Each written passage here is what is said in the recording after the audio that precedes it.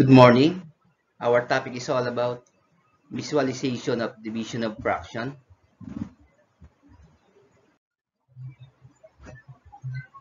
Read and analyze the given problem.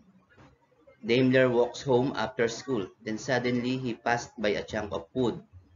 An idea popped up to his mind and wanted to share it to his sister. He brought it home and chopped the chunk of wood equally. What part of the chunk of wood did Daimler share to his sister? So si Daimler naglalakad pa uwi galing school. Then nakakita siya ng chunk of wood o piraso ng kahoy. Nagkaroon siya ng idea na i-share niya ito sa kanyang kapatid na babae. Inuwi niya yung chunk of wood and chinap niya equally o hinati niya equally. Anong part daw ng chunk of wood ang isinare ni Daimler sa kanyang sister?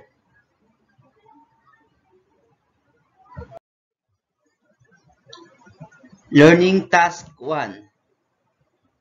Answer the given questions. Number 1, have you experienced sharing? What did you share? So, naka-experience na ba daw kayong mag-share? Ano yung shinare nyo? Number 2, what did you feel? Ano yung naramdaman nyo nung nag-share kayo? 3, in the given word problem, what has been divided? So, ano daw yung hinati doon sa binasa nating word problem? So, ang hinati ay chunk of wood o yung piraso ng kahoy. Number 4, what is asked in the problem? So, ano daw yung hinihingi o tinatanong na doon sa word problem? So, the part of wood Daimler's sister received. Yung natanggap na part ng wood na binigay ni Daimler sa kanyang kapatid na babae. Number 5, write your answer using fraction strip. So, paano natin gagawa ng model yon? Using fraction strip. So, ito yung chunk of wood. So, isa lang yon. Kaya meron tayong isang chunk of wood. Ngayon, i-divide sa 2 dahil dalawa sila. Si Daimler tsaka yung sister niya. So, hatiin sa dalawa yung isang chunk of wood. So, ito yung itsura ng matatanggap ng kapatid ni Daimler. Yung shaded part.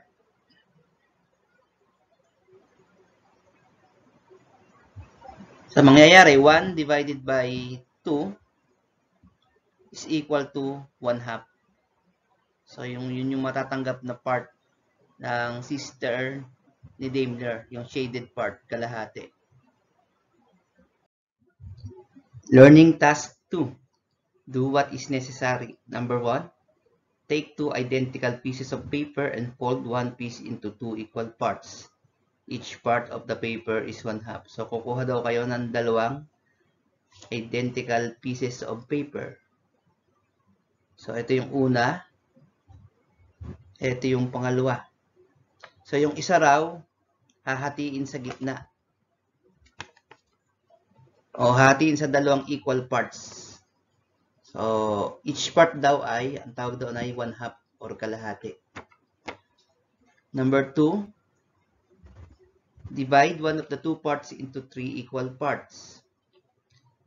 Color one small part in red. The red part is 1/2 divided by 3 or 1/3 of 1/2. So, ibig sabihin nun, ang 1/2 divided by 3 ay parehas lang ng 1/3 of 1/2.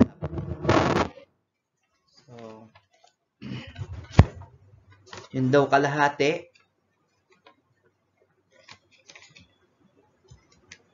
ay hahatiin sa 3 equal parts. Ito yun. Tapos, yung isang part daw noon ay kukulayan ng red. So, ang tawag daw doon ay 1/2 divided by 3 or 1/3 of 1/2. Number 3, take the second piece of paper, fold it into 3 equal parts. Each part is 1/3. So, yun naman pangalawang piraso ng papel, hahatiin sa 3 equal parts. Ang bawat part daw noon ay 1/3. Number 4, then fold one of the 3 parts into 2 equal parts. Color one small part in green. The green part is 1/3 divided by 2 or 1/2 of 1/3. So, ang ibig sabihin noon, yung 1/3 divided by 2 ay parehas lang ng 1/2 of 1/3. So, ito yun. Hinati muna sa 3. Then, yung 1/3 ay hinati sa 2, sa 2 equal part at kinulayan ng green. So, ang tawag daw doon ay 1/3 divided by 2 or 1/2 of 1/3.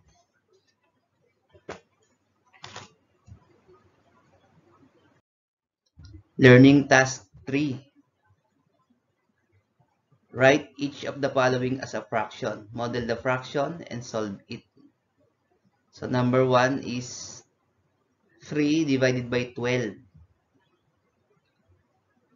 So, yun daw tatlong buo, hahatiin sa 12. So, ito yung 3, hinati sa 12 bahagi. So, ibig sabihin, ang 3 divided by 12 ay 1/4.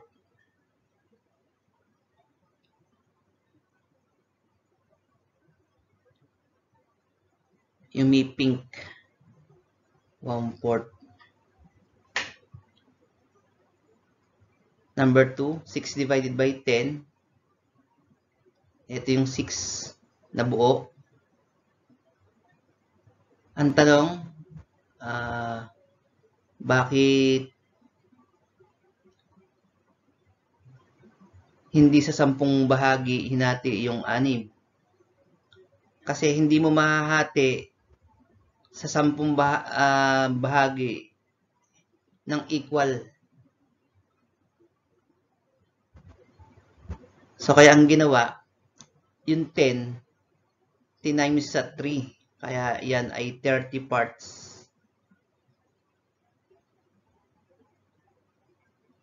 Kaya yung isang part, ita-times din sa 3. Kasi tinimes mo yung 10 sa 3 para maging 30 parts lahat sa 6. Kasi nga hindi kayang hatiin ng equal parts kung sa 10. Kaya tinimes sa 3 yung 10, 30 parts. Kasi yung bawat isang whole may 5. 5, 10, 15, 20, 25, 30. Since na tinimes mo sa 3 yung 10, yung shaded parts, ita-times mo rin sa 3, hindi sa isa. Kaya ang sagot ay 3/5.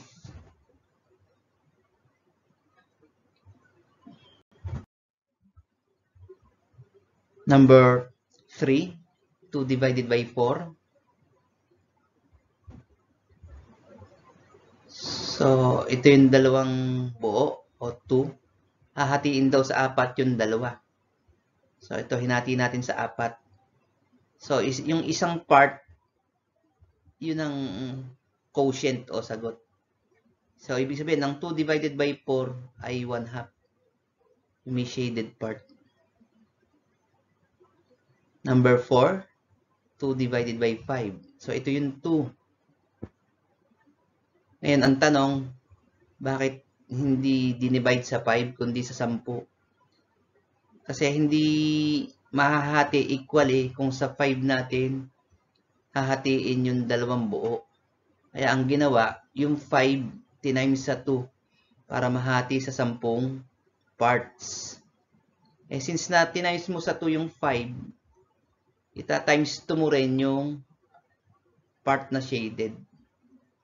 Ito yun. Kaya ang sagot ay 2/5. So, ibig sabihin, ng 2 divided by 5 ay 2/5. Thank you. Don't forget to like and subscribe. Shout out sa isa sa mga officer ng General PTA sa aming school sa Belvedere Elementary School. Shout out sa iyo, Christina Paclibar. Bye for now and God bless po.